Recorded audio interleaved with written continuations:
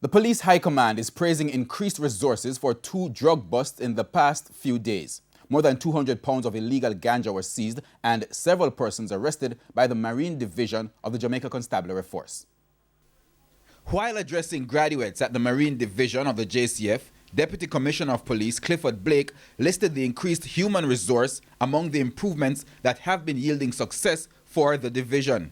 There were 2 seizures, one in St. Mary and the other in Bluefield. Head of the Marine Division, Superintendent Robert Walker, says in the Bluefields Westmoreland operation, a Marine patrol team intercepted a suspicious boat in the area.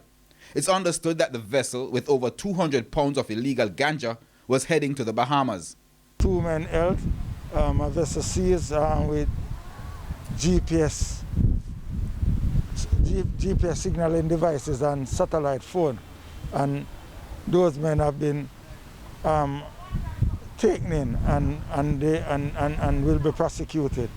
The Marine Police were supporting the other operation in Anato Bay, St. Mary, where a total of 54 packages of vegetable matter resembling ganja was seized. Also a vessel with a lot of fuel heading towards Haiti. The cops say these recent successes are as a result of the increased resources and vigilance of the division. DSP Blake notes that the drug trade is just one of the many challenges they address daily.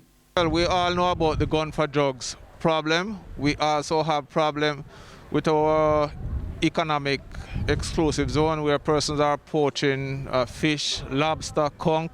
We also have environmental challenges too. So these new officers, their functions will go far more than policing.